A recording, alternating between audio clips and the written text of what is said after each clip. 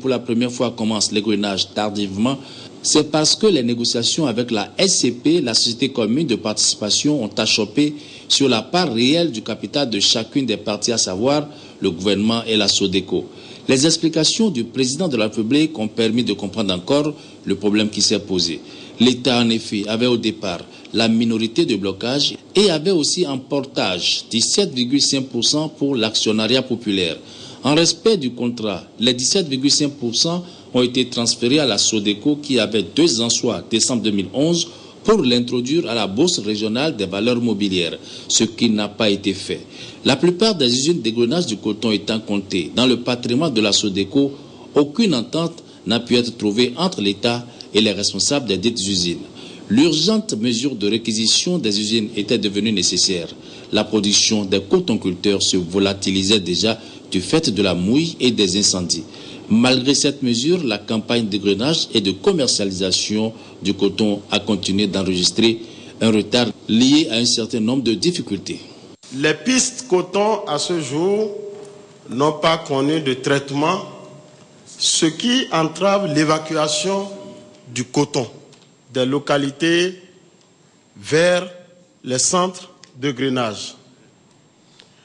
Il y a également la question de l'évacuation, toutes choses liées aussi par la non-réparation des pistes.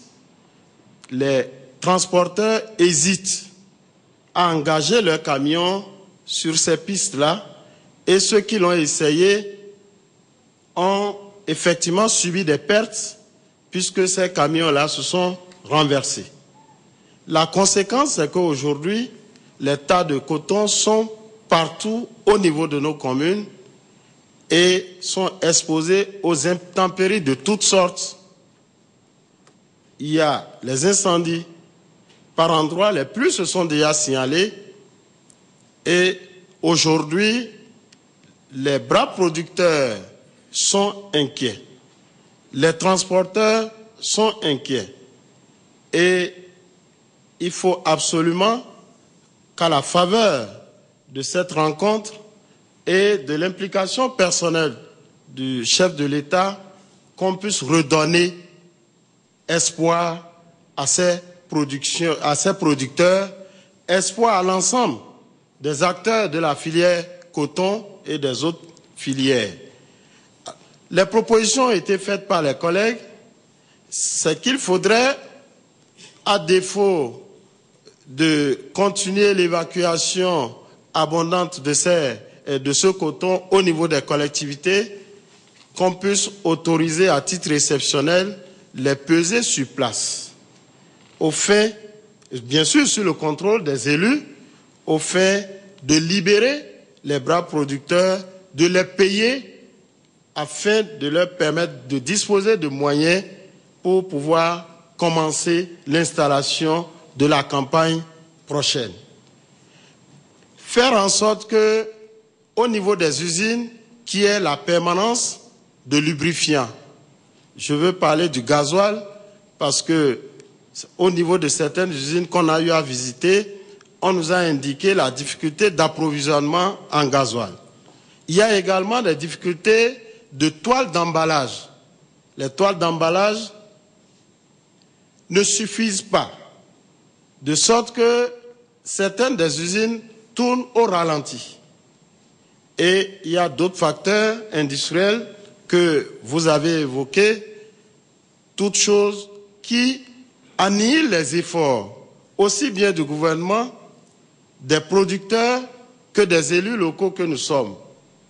Et compte tenu du caractère très important de la filière coton dans l'économie nationale et même dans l'économie de nos collectivités, il est absolument indispensable que cette séance d'aujourd'hui nous permette de sortir la filière coton de la menace dans laquelle elle se trouve aujourd'hui et de redonner espoir à tous les acteurs de cette filière. Après avoir bien reçu le message du représentant des maires des localités productrices de coton, La rencontre a débouché également sur plusieurs autres difficultés qui ont été signalées.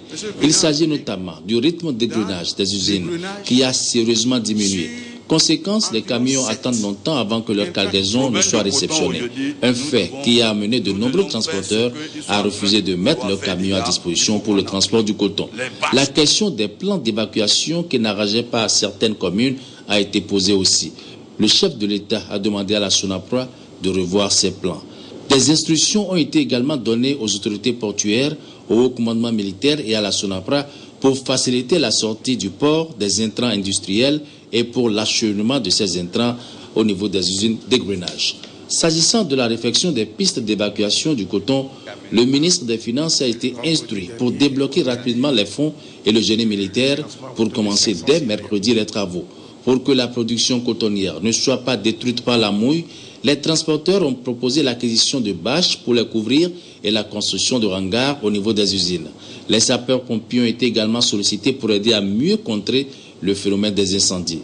Le président Boniaï a appelé à une mobilisation générale pour que toutes les diligences soient faites, pour qu'une organisation appropriée soit mise en place pour faire face aux retards préoccupants enregistrés dans la phase d'égrenage et de commercialisation du coton au titre de la campagne 2013-2014. Le ministre des Finances a été instruit pour le volet de financement, le volet lié au financement de toutes les diligences sur la base du papier qui vous a été distribué. Donc aidez, arrivez sur le terrain, vous suivez bien. Les ministres des zones cotonnières vont certainement arriver dès demain, les conseillers aussi, conseillers spéciaux des zones cotonnières vont partir aussi pour que, au niveau de chaque zone cotonnière, l'organisation appropriée soit mise en place.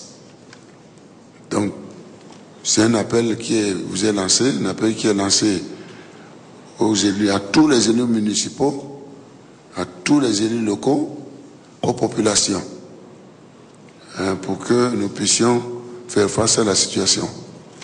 Et je pense que si ensemble on se regroupe, on doit pouvoir trouver une issue à ce problème-là.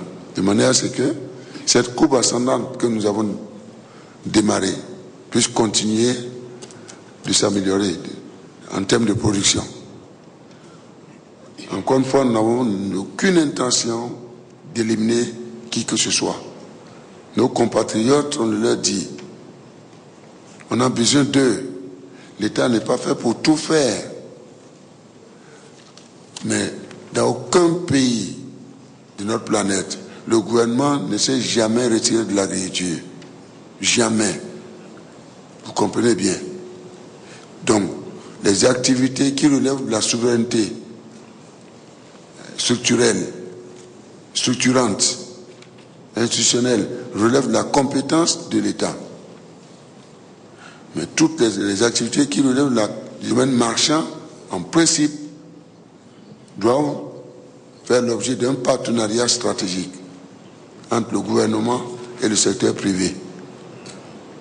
Nous n'avons aucune intention de laisser tomber le coton, aucune intention de laisser tomber le palmier à huile, encore moins les autres filières, qu'elles soient industrielles ou vivrières. Sur plus de 300 000 tonnes de coton graine attendues au titre de la campagne d'égrenage et de commercialisation 2013-2014, 22 000 tonnes seulement de coton ont été égrenées.